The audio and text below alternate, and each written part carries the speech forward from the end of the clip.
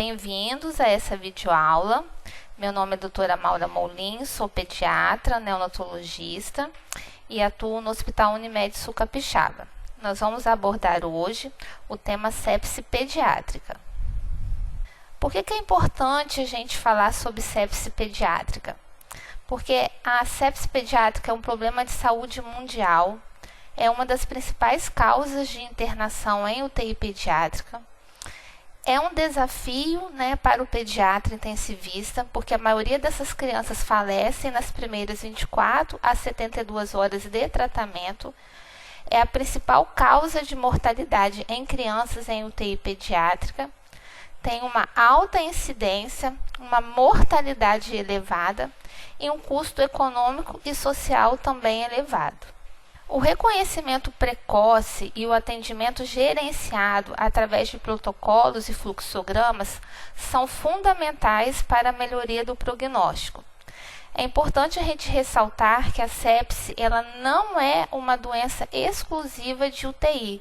Pelo contrário, o seu reconhecimento, a primeira etapa de ressuscitação e estabilização, na maioria das vezes, ocorre na emergência pediátrica ou na enfermaria no caso de uma piora clínica.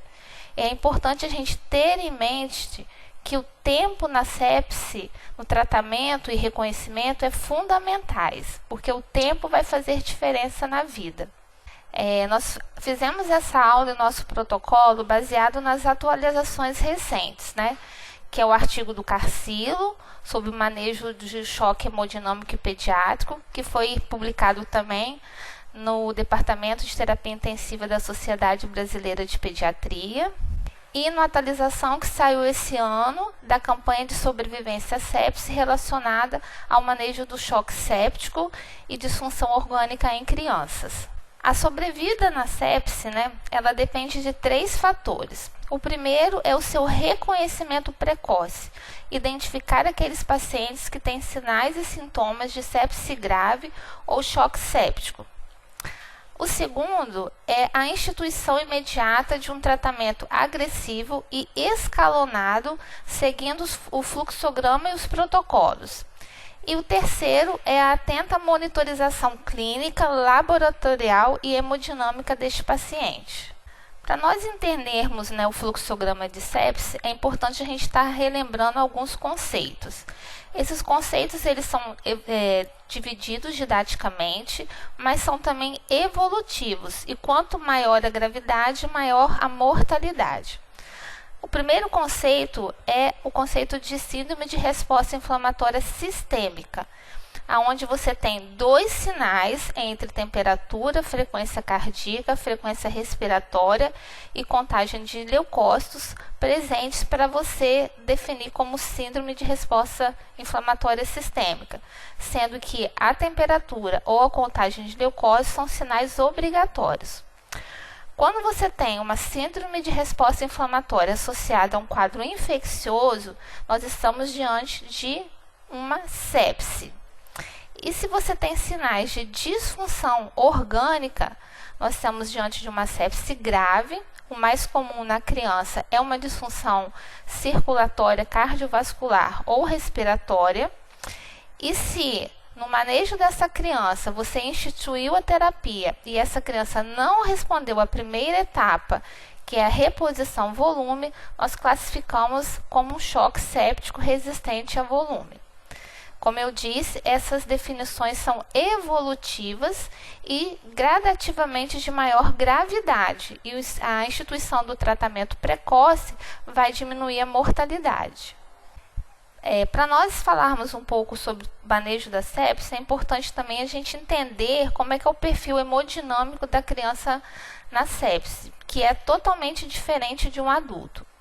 A criança, o choque séptico na criança está associado a uma hipovolemia grave, normalmente devido a baixa ingesta, vômitos, diarreia, taquipneia com perda de insensíveis, Então, as crianças respondem bem na primeira etapa, que é a reanimação com fluidos. E quando a criança não responde a essa primeira etapa, o seu perfil hemodinâmico está associado a baixo débito cardíaco, isso ocorre em 80% das crianças, e o aumento da resistência vascular periférica em decorrência da redistribuição de fluxo sanguíneo para cérebro, coração e pulmões, diferentemente do adulto, que está associado a uma baixa resistência periférica. O que é o choque? O choque é uma baixa oferta de oxigênio, né? Chega menos oxigênio aos tecidos por várias variáveis, né? No choque séptico, a principal delas é o baixo débito cardíaco, seja por um baixo volume sistólico, uma contratilidade miocárdica deficiente, ou por uma alta resistência, como nós falamos, que é o aumento da pós-carga. Temos também a influência da pré-carga, como eu disse, que é a hipovolemia nas crianças, né? Então, esses três mecanismos, esses três fatores em conjunto vão levar ao choque na criança com uma menor oferta de oxigênio chegando aos tecidos. Diante de uma criança com choque, né, ou com sepse, né, é importante a gente fazer o reconhecimento precoce. E aí nós lançamos mão do triângulo de avaliação. Então, são três pilares que o pediatra deve estar atento. Primeiro é a aparência dessa criança, como é que está o seu estado neurológico, como é que está o seu tônus, a sua atividade. O segundo pilar é a parte respiratória, como é que está a sua respiração, se tem ruídos adventícios, se tem sinais de desconforto respiratório. E o terceiro pilar é a parte circulatória, como é que está a perfusão, a cor da pele, se ela tem ou não cianose, palidez. Então, são três pilares para você identificar sinais de gravidade na criança. Seguindo, então, o nosso triângulo de avaliação, nós podemos identificar alguns sinais de alerta para a sepse grave e o choque séptico. Alteração de frequência cardíaca, principalmente taquicardia nas crianças menores de 1 ano. Alteração da perfusão periférica, uma perfusão lentificada ou rápida. Extremidades frias e moteadas, pulsos periféricos diminuídos. Alteração do estado mental, uma criança irritada, agitada, que não interage com o meio ou sonolenta.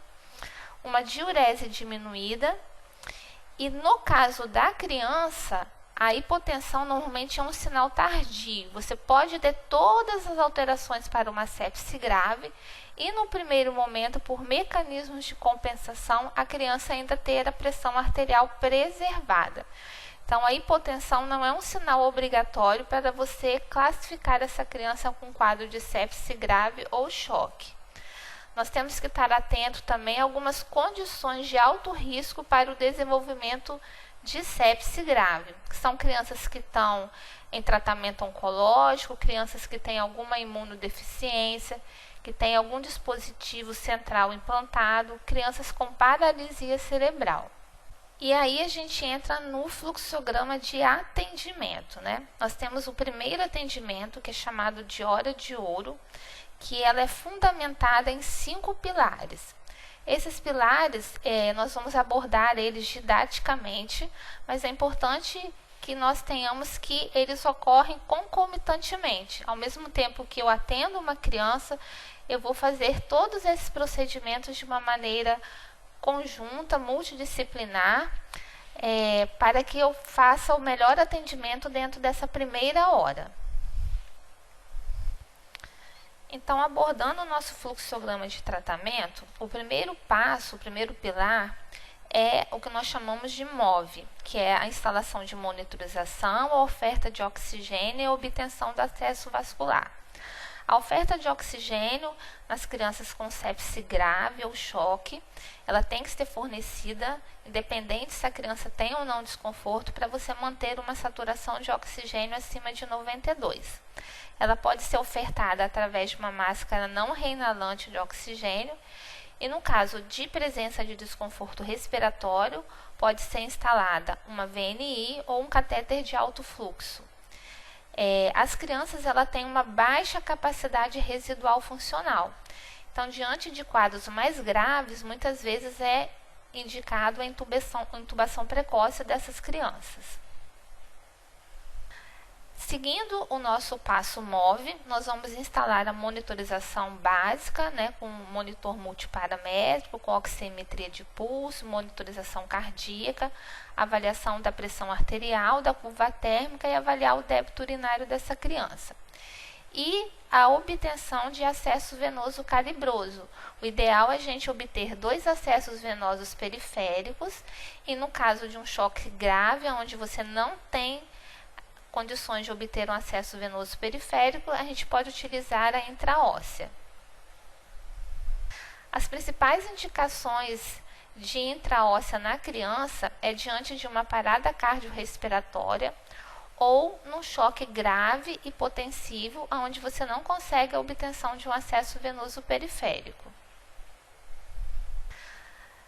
Na nossa primeira hora de ouro, o passo 2 é, obtendo o acesso venoso, naquele mesmo momento você já coletar materiais para exames, que é o que nós chamamos de kit sepse, que são coletas de gasometria, lactato, hemocultura, hemograma, íons, creatinina, coagulograma e avaliar outras culturas, como um EAS, urinocultura, secreção traqueal. A gente sabe que na criança a obtenção de acesso é difícil e muitas vezes a gente não consegue coletar todo o material para exames. Então, se você conseguir pouca quantidade de sangue, a prioridade é você colher a gasometria, o lactato e a hemocultura nesse primeiro momento. Dentro da nossa hora de ouro, no fluxograma, o terceiro pilar é a ressuscitação hemodinâmica e a indicação é você fazer essa ressuscitação com cristalóides balanceados. Então, nessa atualização, eles dão prioridade para que a ressuscitação seja feita com Ringer lactato. Ou na indisponibilidade do Ringer, nós continuamos usando o soro fisiológico. Num bolo de 20 ml por quilo, rápido, correndo em torno de 5 a 10 minutos, podendo ser repetidos até 3 vezes essa expansão. Importante que em cada expansão tem que ser feita a reavaliação. Se essa criança respondeu ao volume, se ela continua ou não com sinais de baixa perfusão tecidual e também se ela tem sinais de hipervolemia, se ela está crepitando, se ela tem rebaixamento de fígado. Então, se você detecta a presença de sinais de hipervolemia, você tem que parar com a sua etapa de ressuscitação. Crianças que têm suspeita de disfunção miocárdica ou que sabidamente tem alguma cardiopatia congênita, recém-nascidos, você vai fazer volumes menores, em torno de 10 ml por quilo. Então, é importante lembrar que sempre que eu faço uma etapa de ressuscitação, eu tenho que estar reavaliando essa criança. Se na sua emergência você dispõe de aparelho de ultrassom, você pode utilizá-lo para avaliar a volemia através da veia cava. Mas isso a gente vai estar abordando com mais detalhes à frente. O quarto pilar dessa hora de ouro é o início da antibiótico-terapia. Isso é muito importante porque a gente sabe que muitas vezes é difícil a coleta de sangue na criança. Então, a recomendação do guideline é que você inicie a antibiótico-terapia na primeira hora e não retarde esse início caso não se consiga obter culturas, não se consiga colher sangue. Eles frisam que a cada hora de atraso na administração do antibiótico, eu aumento a mortalidade em torno de 8%. Então, não atrase o início do antibiótico. Se não conseguiu colher o antibiótico naquela primeira hora, inicie o antibiótico. Não espere 2 a 3 horas para você colher as culturas e iniciar o antibiótico, porque vai fazer diferença no desfecho dessa criança. Seguindo o nosso fluxograma da primeira hora de atendimento, já fizemos os passos, né, de acesso venoso, coleta de exames, monitorização, ressuscitação volêmica, e essa criança continua com sinais de choque séptico e de sepse grave. Nessa primeira hora ainda, o quinto passo, o quinto pilar, é o início precoce de drogas vasoativas. E qual é a droga de escolha nessa primeira hora, nessa hora de ouro, para ser usada no paciente pediátrico? Para nós iniciarmos as drogas vasoativas, nós vamos reconhecer dois tipos de choque na criança: o choque quente ou choque hiperdinâmico, o choque frio ou o choque hipodinâmico. Este choque tem características comuns, que é a taquicardia, a diminuição da diurese, alteração do nível de consciência, em função da baixa perfusão. A diferença está na perfusão periférica. No choque frio, nós temos o aumento da resistência vascular.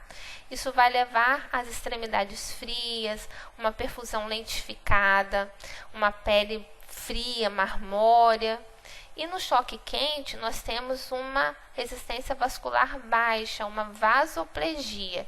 Isso leva a um flush, um aumento de perfusão periférica. Então é uma pele quente, uma pele vasodilatada, com extremidades bem avermelhadas e com tempo de enchimento capilar rápido. Nos dois choques, como já falado, a pressão arterial pode estar normal no início, que nós chamamos de choque compensado, vindo a ter uma queda de PA mais à frente, se não houver intervenção, e aí o paciente pode evoluir com uma hipotensão. Respondendo então a nossa pergunta de qual primeira droga usar, o recomendado na dificuldade de você classificar qual o choque é você iniciar com a adrenalina.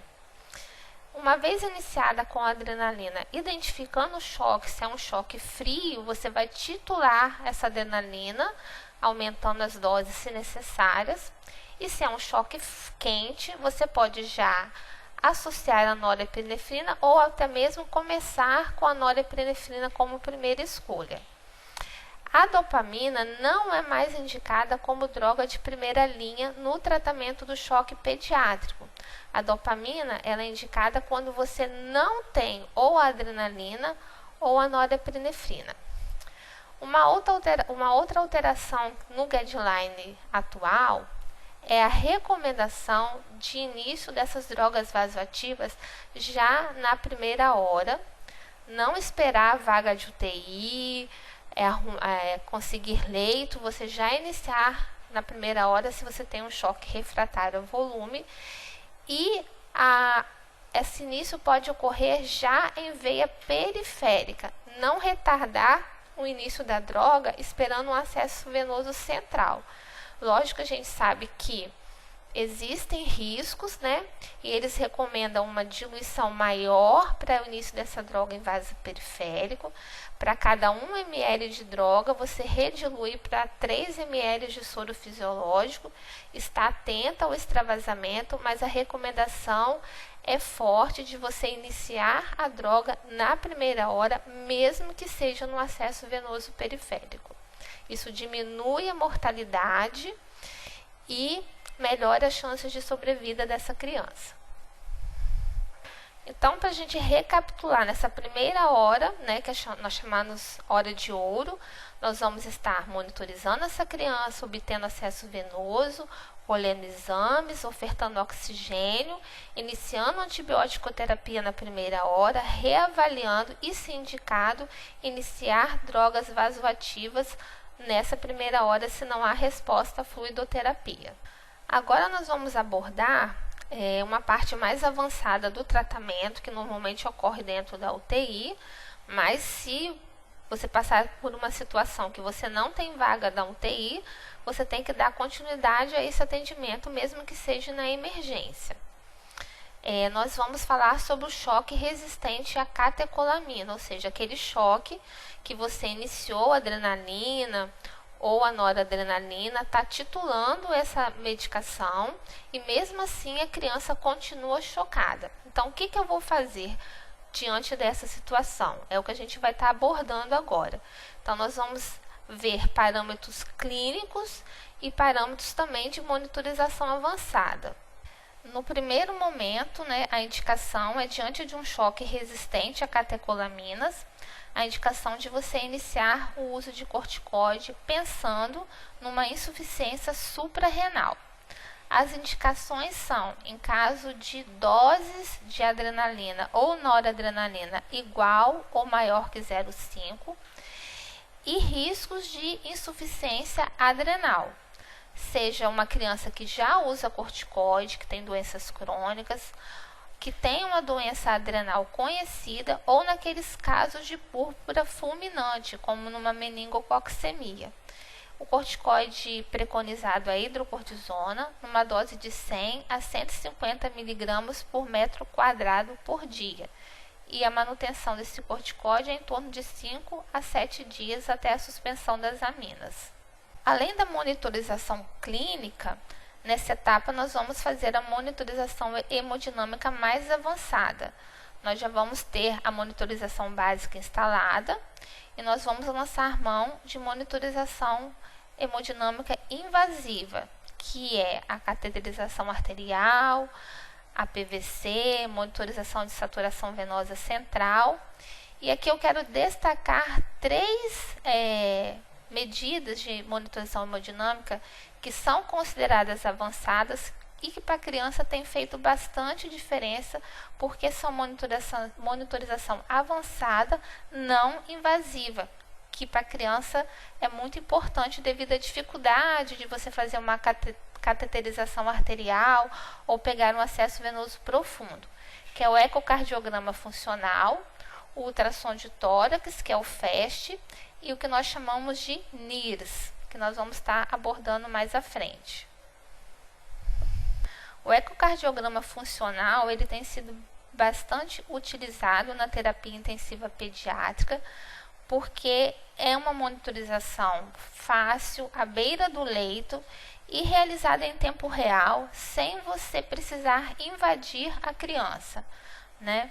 Então, você pode avaliar desde um estado volêmico através da visualização da veia cava, da sua distensibilidade, da sua colapsidade, até mesmo parâmetros mais avançados.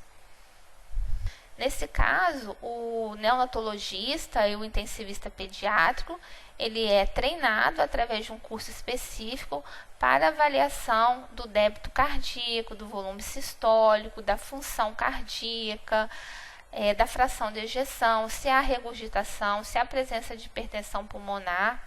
Isso pode ser feito ali à beira do leito, de acordo com o manejo dessa criança, com aumento ou com diminuição de drogas.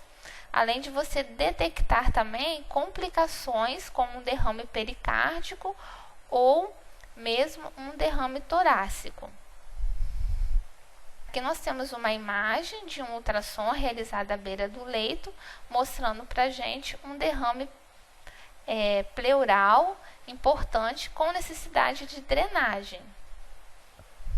Um outro equipamento também de monitorização hemodinâmica avançada, mas que também não é invasiva na criança, é o NIRS. O NIRS, ele vai te dar uma leitura do fluxo sanguíneo.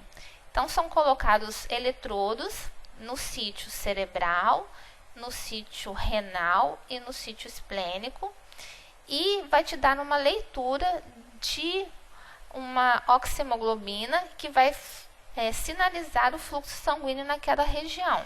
Então, existe uma faixa de normalidade que é em torno de 55 a 85, e toda vez que há uma alteração no fluxo sanguíneo naquela região, significa que há uma piora hemodinâmica dessa criança. Então, se eu tenho uma diminuição do fluxo sanguíneo no eletrodo renal, significa que eu tenho uma baixa perfusão renal e que o meu choque está piorando. Então, eu vou instituir medidas para melhorar e otimizar o fluxo sanguíneo. Seguindo a nossa monitorização hemodinâmica invasiva, nós temos a monitorização da saturação venosa central, que é um catéter especial que você passa na jugular, e além de ofertar medicações, existe uma parte que você liga no monitor e ele te dá a mensuração constante da saturação venosa central. Caso a gente não tenha esse equipamento, mas você tenha um acesso venoso na jugular, você pode também fazer esse acompanhamento através de coletas de gasometria venosa seriadas desse catéter. Nós temos também os dispositivos invasivos, que é feito através de uma cateterização arterial, normalmente na artéria femoral. E aí nós vamos estar avaliando a pressão arterial invasiva, contínua, e a pressão venosa central. Lembrando que quanto menor a criança, é mais difícil a instalação desses dispositivos devido ao menor calibre dos vasos. E por último, nós temos o catéter pulmonar, que é um catéter mais avançado, que dá para a gente o índice cardíaco, dá para a gente a saturação venosa, mas é um catéter de alto custo, um catéter de difícil implantação e que a gente deixa reservado normalmente para as UTIs cardiológicas. Voltando ao nosso fluxograma, então, nós estamos com uma criança que clinicamente demonstra para a gente que ainda está em choque, mesmo em uso de adrenalina ou de noradrenalina, e que através dos nossos dispositivos de monitorização, através de um ecocardiograma funcional, através de avaliação da saturação venosa, através da pressão arterial, nós vamos ver que essa criança ainda continua em choque. É o que nós chamamos de choque refratário às catecolaminas. E aí a gente entra num segundo cenário, né? Nós vamos ter 3 cenários clínicos, aonde eu vou associar drogas à primeira linha, né? Então, se eu estou no choque hipodinâmico em uso de adrenalina, se a minha PA está normal ou está baixa, de acordo com a minha pressão, de acordo com o meu débito cardíaco, eu vou associar outras drogas de segunda linha. E se eu estou no choque hiperdinâmico, mas se a minha pressão arterial continua baixa, eu preciso de alguma droga que vai ajudar a melhorar essa pressão. E a recomendação, por exemplo, é a vasopressina. E se eu tenho um débito cardíaco ainda baixo, eu posso associar drogas que vão melhorar o débito cardíaco, que é uma adrenalina ou uma dobuta. Lembrando que são associações de droga. Eu nunca vou tirar uma droga e substituí-la por outra. Eu vou manter a primeira droga que eu estou usando. Então, por exemplo, no choque hipodinâmico, a pressão ainda está normal, eu estou usando adrenalina e aquela criança tem sinais de perfusão ruim, tem sinais de baixo débito, eu posso associar um milrinona, manter a adrenalina e associar um iono-dilatador, que vai melhorar a perfusão, mas que também vai melhorar o débito cardíaco. Outras recomendações adicionais do guideline que são importantes para a melhor sobrevida dessa criança é a manutenção de um balanço hídrico negativo ou neutro, com uma taxa hídrica adequada ou mesmo restritiva. Os estudos mostram que crianças que têm ganho de peso, edema, nasarca, têm um pior prognóstico. Transfusão sanguínea, indicação absoluta se eu tenho uma hemoglobina menor que 7 e uma indicação relativa se eu tenho uma hemoglobina menor que 10. Então, se é uma criança grave, com SARA, com disfunção cardíaca, eu tenho que tentar manter essa hemoglobina maior que 10. A correção dos distúrbios hidroeletrolíticos, o controle glicêmico é importante para você evitar a hiperglicemia, porque a hiperglicemia também está associada com uma maior mortalidade. Ventilação mecânica protetora, usar diurético se essa criança está retendo líquidos, né? Então, se ela está mantendo o balanço hídrico positivo, eu vou diminuir a taxa hídrica, vou utilizar diuréticos. E a indicação de diálise precoce também é importante, não esperar a criança fazer uma insuficiência renal aguda absoluta. Se você observa que ela já está evoluindo para uma insuficiência renal, com aumento de escórias renais, com diminuição da diurese, avaliar o início de diálise precoce, porque também há uma melhora do prognóstico no caso de choque séptico. Em todas as etapas de tratamento, seja na primeira etapa do reconhecimento, restabelecimento de fluxo, com a fluidoterapia ou início de drogas vasoativas, ou dentro da UTI com uma monitorização mais avançada, os nossos objetivos terapêuticos é sempre manter uma estabilidade hemodinâmica, uma perfusão adequada, pulsos periféricos normais, um bom débito urinário, frequência cardíaca dentro dos limites para aquela faixa etária, manter uma hemoglobina adequada, manter um índice cardíaco adequado, a gente vai avaliar ou com a monitorização invasiva ou com o ecocardiograma funcional, manutenção da homeostase, principalmente de glicose e cálcio, que são importantes para o funcionamento cardíaco. Finalizando, 4 itens eu gostaria de deixar em destaque nessa aula.